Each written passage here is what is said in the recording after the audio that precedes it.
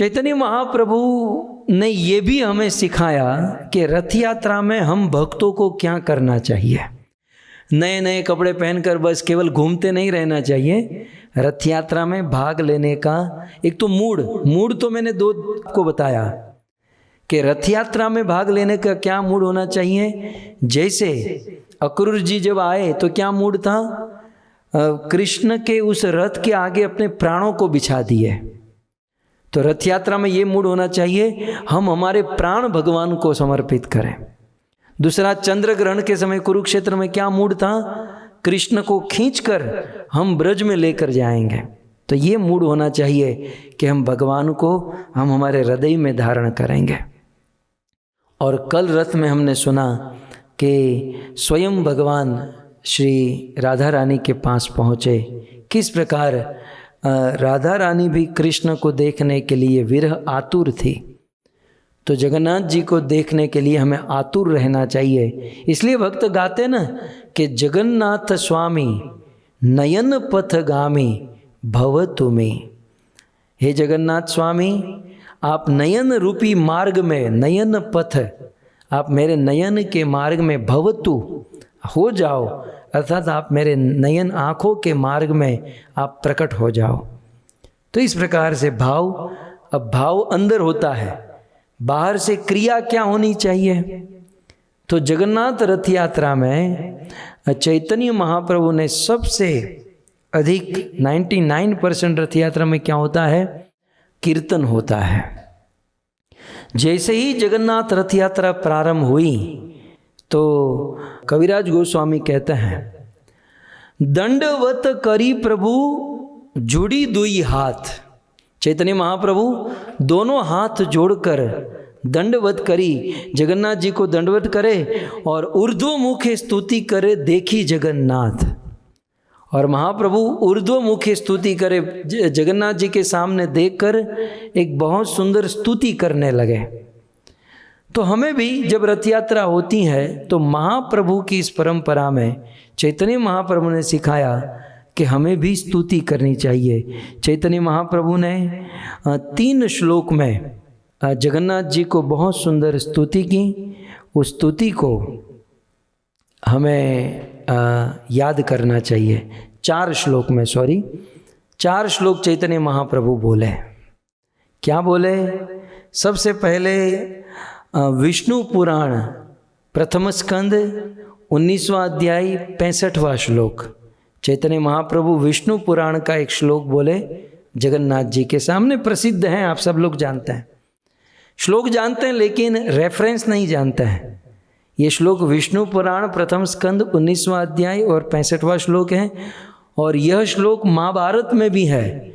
महाभारत के शांति पर्व में 47वें नंबर के अध्याय में 64वां श्लोक है। तो ऊर्ध्व मुख और ऊर्ध्व हाथ, चैतन्य महाप्रभु दोनों हाथ जोड़कर ऊर्ध्व मुख करके रथ यात्रा जब शुरू हो रही है तब 4 श्लोक का उच्चारण कर रहे हैं। उनमें से प्रथम श्लोक, नमो ब्राह्मणीय देवाय गो ब्राह्मण हिताय च जगद्धिताय कृष्णाय जगद्हिताय कृष्णाय गोविंदाय नमो नमः।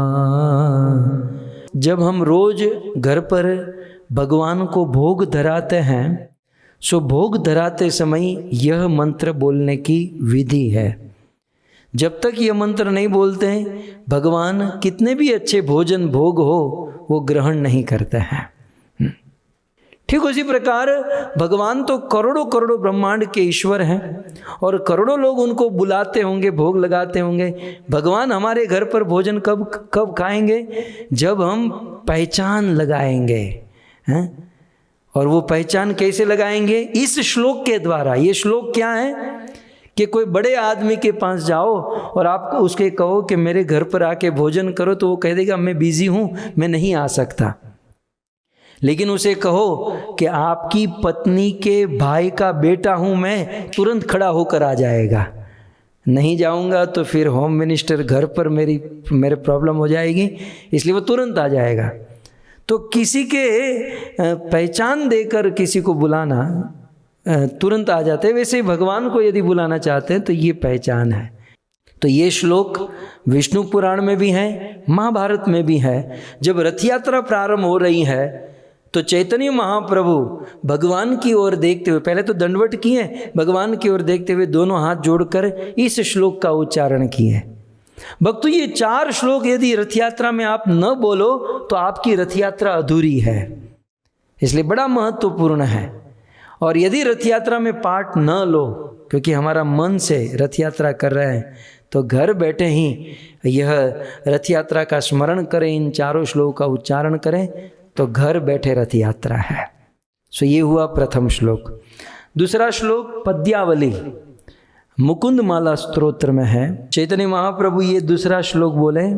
ये श्लोक जो है कुलशेखर आलवार के द्वारा लिखा गया है और ग्रंथ का नाम है मुकुंद माला स्तोत्र।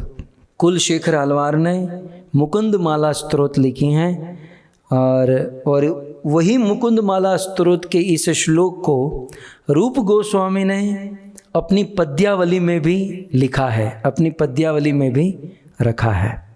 तो ये श्लोक है, जयति जयति देवो देवकी नंदनो सो, जयति जयति देवो देवकी नंदनो सो, जयति जयति कृष्णो विष्णुवंश प्रदीप, जयति जयति कृष्णो विष्णुवंश प्रदीप, जयति जयति मेघश्यामल कोमलांगो, जयति जयति मेघश्यामल कोमलांगो, जयति जयति पृथ्वी भारनाशो मुकुंद, जयति जयति पृथ्वी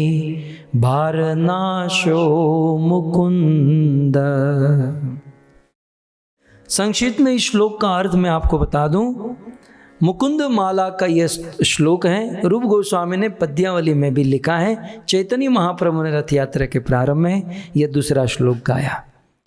जयति जयति देवो देवकी नंदनो सो, देवकी के लाल, देवकी नंदन, देवकी को आनंद देने वाले, देवकी के सुपुत्र भगवान श्री कृष्ण की जयति जयति, जय हो जय हो, जयति जयति बार बार महाप्रभु बोल रहे हैं। सो देवकी को आनंद देने वाले भगवान श्री कृष्ण की जय हो। और जयति जन निवासो, प्रत्येक जन के हृदय में परमात्मा के रूप में जो निवास करते हैं, प्रत्येक जीव के हृदय में जो निवास करते हैं, ऐसे भगवान श्री कृष्ण की जय हो। आगे कहते हैं, जयति जयति कृष्णो वृष्णिवंश प्रदीप। वृष्णिवंश माने यदुकुल, यादव कुल या गोप कुल। तो कहते हैं यादव वंश और गोप वंश में गोप वंश को क्या कहते हैं, उसे उजागर करने वाले। विष्णु वंश प्रदीप, प्रदीप माने दिया, जब दिया जलता है तो प्रकाश होता है। सो विष्णु वंश, यादव वंश और गोप वंश, दोनों वंश में प्रकाश लाने वाले, दोनों वंश को उजागर करने वाले भगवान श्री कृष्ण की जय हो। जयति जयति मेघ श्यामल कोमलांगो, मेघ के समान, घने बादल के समान, जिसका श्याम वर्ण का शरीर है, और इतना ही नहीं, श्याम वर्ण के शरीर के साथ साथ कोमल अंग, जिसके अंग प्रत्यंग प्रत्येक कोमल है। यद्यपि कृष्ण बड़े बड़े असुरों को मारते हैं, फिर भी भगवान श्री कृष्ण के प्रत्येक अंग कमल के समान कोमल है। तो जयति जयति मेघ श्यामल कोमलांगो, और फिर अंत में जयति जयति पृथ्वी भार नाशो मुकुंद, और उस भगवान की जय हो, जय हो। किसकी? पृथ्वी भार नाशो, जो पृथ्वी के सारे भार को खत्म कर देते हैं, पूरी पृथ्वी के सारे भार को नष्ट कर देते हैं, ऐसे भगवान की जय हो। और फिर लास्ट में कहते हैं मुकुंदः, मुकुंद की जय हो। हमारे भगवान श्री कृष्ण का एक नाम है मुकुंद। कृष्ण को मुकुंद क्यों कहते हैं? इसके 2-3 अर्थ हैं। एक तो कुंद कली के समान, कुंद कली माने दाडम जो होता है ना, दाडम, આપણે દાડમના દાણા કાઢીએ ને, तो दाडम के दाने की तरह भगवान श्री कृष्ण के दांत है। कुंद कली के समान कृष्ण के दांत हैं, इसलिए कृष्ण को मुकुंद कहते हैं। तो कृष्ण का एक नाम मुकुंद इसलिए है क्योंकि कुंद कली के समान दान। दूसरा मुकु, मुकु का अर्थ होता है मुक्ति, और द का अर्थ होता है ददाती, जो मुक्ति देने में समर्थ हैं, जो संसार के जीवों को मुक्ति दे सकते हैं, इसलिए कृष्ण को मुकुंद कहते हैं। तो ये सारी बातें हैं चैतन्य महाप्रभु, ये दूसरा श्लोक जो रथ यात्रा के प्रारंभ में इन्होंने उच्चारण किया। आइए महाप्रभु ने तीसरे श्लोक का उच्चारण किया, ये भी बहुत सुंदर श्लोक है। जयति जननी वासुदेवकी जन्मवादो, जयति जननी वासो देवकी जन्मवादो, यदुवर परिषद स्वेदोर्भिष्यन्न धर्मम्, यदुवर परिषद स्वेदोर्भिष्यन्न धर्मम्, स्थिरचर वृजिनग्न सुस्मित श्रीमुखेन, स्थिरचर वृजिनग्न सुस्मित श्रीमुखेन, व्रजपुर वनितानां वर्धयन् कामदेवम्, व्रजपुर वनितानां वर्धयन् कामदेवम्। श्री चैतन्य महाप्रभु रथ यात्रा में ये तीसरे श्लोक का उच्चारण किए। यह तीसरा श्लोक महापुराण श्रीमद् भागवत के 10वें स्कंद 19 अध्याय और 48 नंबर का श्लोक, 10:90-48 श्रीमद् भागवत का ये श्लोक है। इस श्लोक का अर्थ है जयति जन निवासो, जो सभी जन के हृदय में रहते हैं, ऐसे जन निवास भगवान कृष्ण की जय हो। देवकी जन्मवादो, जिन्होंने देवकी के गर्भ से जन्म लेकर देवकी को आनंद प्रदान किया, ऐसे भगवान श्री कृष्ण की जय हो। यदुवर परिषद स्वेदोर्भिष्यन्न धर्मम, कहते हैं कि श्रेष्ठ उत्तम यादवगण जिनके सेवक हैं, जिनके सभा में उपस्थित रहते हैं और जो अपनी दोनों भुजाओं से अधर्म का हनन करते हैं, ऐसे भगवान श्री कृष्ण की जय हो। तो यदुवर परिषद, यदुवर यादवों की सभा में जो उपस्थित होते हैं, अर्थात सुधर्मा सभा में भगवान बैठते हैं, अर्थात यादवों के बीच में जो बैठते हैं, इसलिए यदुवर परिषद। और स्वेदोर्भिष्यन्न धर्मम, और अपने दोनों हाथों से अधर्म का विनाश करते हैं, ऐसे भगवान श्री कृष्ण की जय हो। स्थिरचर वृजिनग्न सुस्मित श्रीमुखेन, कहते हैं श्रीमुखेन, ये बात हमारे काम की है। तो श्रीमुखेन, भगवान श्री कृष्ण अपने श्रीमुख से स्थिर, स्थिर माने एक जगह पर जो स्थिर हैं, ऐसे वृक्ष आदि, वृक्ष को स्थिर कहा गया। तो स्थिर, दूसरा है चर, चर माने चरने वाले, घूमने वाले। तो स्थिर चर वृजी नग्न सुस्मित श्रीमुखेन, अर्थात जो कृष्ण अपने सुंदर मुख से स्थावर जंगम गोप गोपी व्रज के लता पत्ता वृक्ष पेड़ पौधे को भी आनंद प्रदान करते हैं, उनके मन को हर लेते हैं, ऐसे भगवान श्री कृष्ण की जय हो। तो भगवान श्री कृष्ण की सुंदरता आप सब जानते ही हैं कि सब लोग कृष्ण को देखकर मोहित हो जाते हैं। तो ऐसे भगवान श्री कृष्ण की जय हो। और फिर अंत में व्रजपुर वनिता नाम वर्धयन कामदेवम,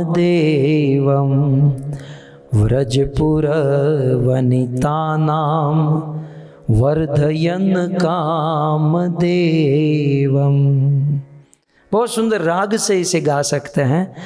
तो व्रजपुर वनिता नाम, व्रज की गोपियों के कामनाओं को जो वर्धन करते हैं, अर्थात कृष्ण को देखने के बाद गोपियों के हृदय की कामना तड़प और अधिक हो जाती है, वह कामना और अधिक बढ़ जाती है। तो इस प्रकार 3 श्लोक, मानो महाप्रभु इस प्रकार से श्लोकों का उच्चारण कर रहे थे और उच्चारण करते करते किसी ने पूछ दिया कि प्रभु आप यहाँ पर, क्योंकि रथ यात्रा में तो बहुत लोग मिलते हैं ना, तो इतनी बड़ी रथ यात्रा थी, इतने सारे लोग थे, तो मानो चैतन्य महाप्रभु को कोई पूछे कि ठीक है आप इतनी सुंदर प्रार्थना कर रहे हो, ये है वो है, आपका परिचय क्या है, आप कौन हो?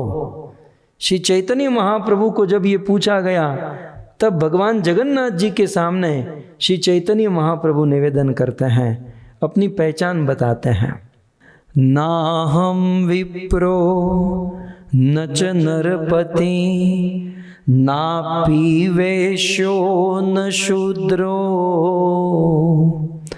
नाहं वर्णी न च गृहपति नो वनस्थ यतिर्वा किंतु प्रोध निखिल परमानंद पूर्णामृताब्दे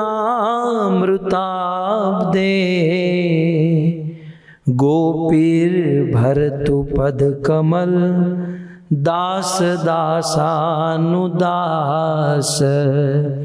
गोपीर भरतु पद कमल यो दास दासानुदास। हम तो केवल दास दासानुदास इतना जानते हैं, लेकिन इसका पूरा ये जो श्लोक है ये इस प्रकार से है। ये श्लोक चैतन्य महाप्रभु के मुख से प्रथम बार निकला, वहीं पर रूप गोस्वामी खड़े होंगे। रूप गोस्वामी ने महाप्रभु के मुख से निकला हुआ ये श्लोक नोट कर लिया। कितनी कृपा है रूप गोस्वामी की, हमको ये श्लोक मिल गया। और रूप गोस्वामी ने वह श्लोक, ये श्लोक लिख लिया और पद्यावली, एक ग्रंथ है, पद्यावली में इसे लिख दिया ताकि हमें ये प्राप्त हुआ। सो चैतन्य महाप्रभु कहते हैं नाहम विप्रो, महाप्रभु कहते हैं मैं विप्र नहीं हूँ, मैं ब्राह्मण नहीं हूँ, न च नरपति, मैं राजा भी नहीं हूँ। नाहम विप्रो न च नरपति, मैं क्षत्रिय भी नहीं हूँ, न वैश्य न शूद्र, मैं वैश्य भी नहीं हूँ, मैं शूद्र भी नहीं हूँ। आगे कहते हैं नाहम वर्णी, मैं किसी भी प्रकार के वर्ण में नहीं हूँ, न च गृहपति, और न तो मैं गृहस्थी हूँ और न तो मैं ब्रह्मचारी हूँ, और यति वनस्थो यतिर्वा, और न तो मैं यति न तो मैं सन्यासी हूँ।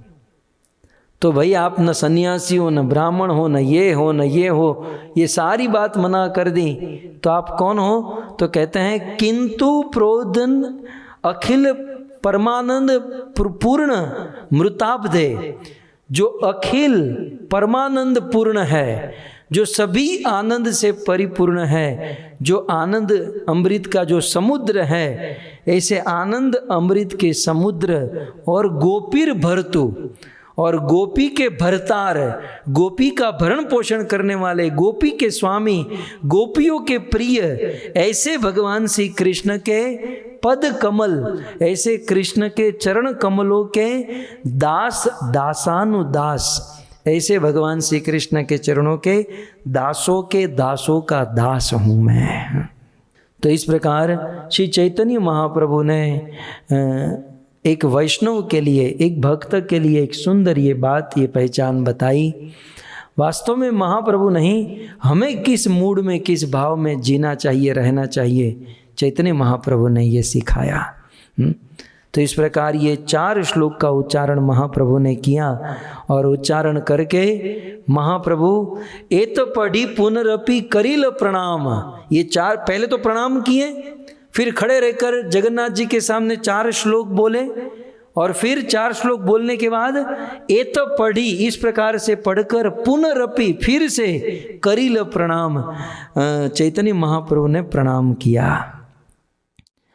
और फिर प्रणाम करने के बाद बंदा खड़ा हुआ है और जो नृत्य शुरू किया, चैतन्य महाप्रभु ने नृत्य शुरू किया, उदंड नृत्य प्रभु करिय हुंकार, हुंकार करते हुए चैतन्य महाप्रभु तैयार हुए और चक्र भमी भ्रमी जैसे आलात आकार, अलात चक्र की तरह આપણે ગુજરાતીમાં ભમોડો કહેવાય, ભમોડાની જેમ મહાપ્રભુ ભમોડો 2 મિનિટ પછી ઊભો રહી જાય, लेकिन चैतन्य महाप्रभु ऐसी तेज गति से ऐसे घूमने लगे। नृत्य प्रभु जहाँ जहाँ पड़े पद तल, चैतन्य महाप्रभु नृत्य करते हुए जहाँ जहाँ ऐसे अपने चरण पड़ते थे, नृत्य प्रभु जहाँ जहाँ पड़े पद तल, ससागर शैल मही करे टलमल। महाप्रभु के नृत्य के समय जहाँ जहाँ पांव पड़ते हैं, समुद्र के समान ये धरती टलमल कलमलाने लगती थी, टलमल होने लगती थी। स्तंभ स्वेद पुलकाश्रु कंप वैवर्ण, नृत्य करते हुए स्तंभ माने चैतन्य महाप्रभु को अष्ट सात्विक विकार आता था। भक्तों इसे कहते हैं नृत्य, कि आँखों से अश्रु, रोमांच, कंप होना। और हम लोग भी कथा के बाद नृत्य करते हैं, नृत्य करते करते अष्ट सात्विक विकार छोड़ो, लोगों को देखने में ज़्यादा मन होता है। और जैसे ही अपना वीडियो आता है तो गियर 5 सीधे पहली गियर से 5वीं गियर में गाड़ी चली जाती है। ये हमने देखा है कि वे धीरे धीरे बेचारे नाचते हैं, लेकिन जैसे ही ये गोविंद टीवी किसी को पिन करते हैं तो तुरंत पहली गियर से सीधे 5वीं गियर में जोर जोर से नाचने लगते हैं।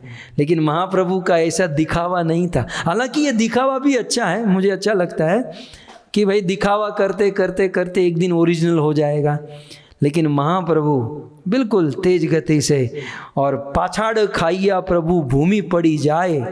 और कभी कभी चैतन्य महाप्रभु कीर्तन करते हुए घूमते थे और घूमते घूमते गिर जाते थे।